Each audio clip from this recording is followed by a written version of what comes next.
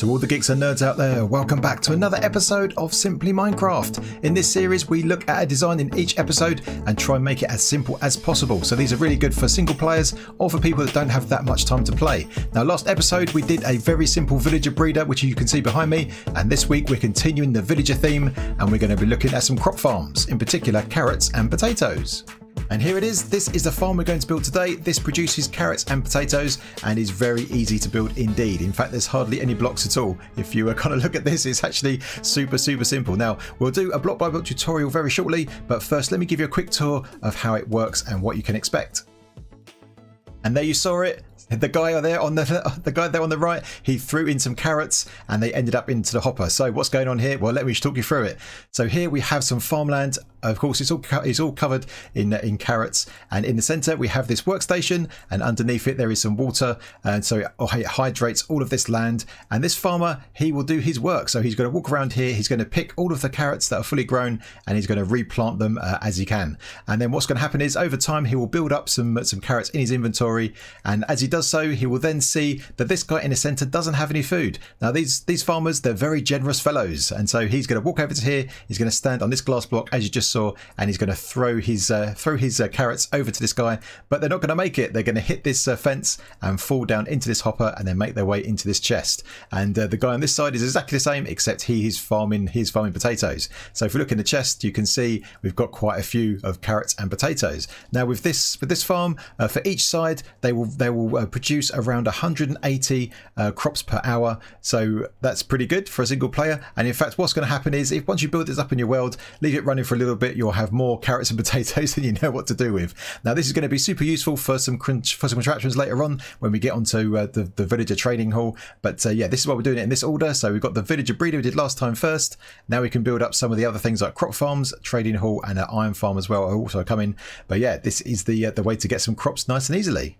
Before we get started on a block by block tutorial, here is the material list for all the things you're going to need. And one thing to note is at the top I've used white stained glass. Now you can use any block for this. I'm just using glass here because it's nice and easy to see in the tutorial, and I like to see inside the farms to see them working. But yeah, you can pick any block you like. Everything else is, some of those things are interchangeable, like the oak trapdoor. You can have any trapdoor. The spruce fence can be any fence, and the stone brick stair at the bottom there, that could be any stair at all. So with that said, let's get on with the tutorial. We're going to start off with the block that the villager in the center is going to stand on. So place that down first, and then we'll talk about how we'll get the villagers from the breeder over into the right positions. So once you've got this block placed down, then you can build up a wall 3 high on one side and 3 high on the other. Then put a temporary block in the center, and then put a fence against that, and then you can remove that temporary block in the middle. Then you can build 3 more walls up this side and 3 more walls up here, and then put a trapdoor along the top just like that. So then what we can do now is we need to extend the rails over here. So wherever your villager breeder is, it may not be that close to your farm, but extend a line out from there, and then add your rails all the way along. Now you might need to put some extra powered rails in here and there to make sure your villagers can make it all the way. So I'm just going to do that quickly. And as you can see, I've added the powered rails with their power sources as well. So let's make sure we've got enough momentum to pick up the villagers and take them all the way over to where we need them. Now over here next to this block where we want the villager to stand, I've added this activator rail. And what happens with activator rails is when a minecart comes over it with a mob, it will eject the mob. Now the important thing here is that it will eject the mob to the right. So the minecart's coming from this direction. It's going to go this way. It's going to go over the activator rail, and the villager will be ejected onto this block right here. Now I've got a fence in my hand ready to lock him into place. So let's go over here and press this button. That should grab him with a minecart, goes over here, ejects him here. Let's quickly remove that rail, place that block down there. So now he's locked in place, he can't escape. Now we can get to the other block. So let's remove all of this stuff here. We don't need that anymore. We can now build up the 3 walls on this side like we did on the other side. Get ourselves a trapdoor, put it on the top just here, and now he's locked in place.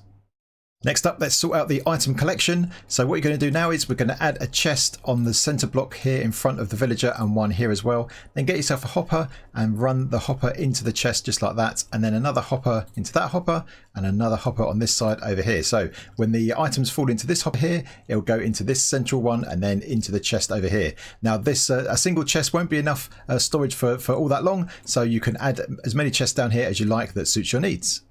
Next up, let's build the farmland. So put a temporary block here on this bottom block, and then put a block next to it just like that. And so this is where the villager is going to stand to throw the food to his friend. Then get some dirt and go out 9 blocks from here. So 1, 2, 3, 4, 5, 6, 7, 8, 9. Now this is going to be the central row of a 9 by 9. So now we need to go from here and we need to go out 4. So 1, 2, 3, 4. And on this side, another 4, 1, 2, 3, 4, and make this one big square. So fill all of this in, and that should give you a 9 by 9. And as you can see, I've done that on both sides. So now we need to find the middle of each one. So the easiest way to do that is come to this glass block right here. We know that's in the middle already, and now count 5 blocks. So 1, 2, 3, 4, 5, and take that one out and put your stair block in there and put some water in it, make it waterlogged. Do the same on this side. 1, 2, 3, 4, 5. Take that one out. Stair and waterlog that as well. Then get some glass blocks, and now we're going to build a 2-high wall all the way around the edge just like this to make sure our villagers can't escape, and also to make sure that zombies can't get in and convert them to zombified villagers.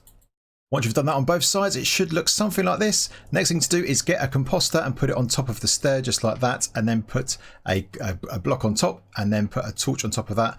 Then go into all of the corners and put a torch down on each of the corners. This makes sure that there's enough light level for the crops to grow, and do that on both sides.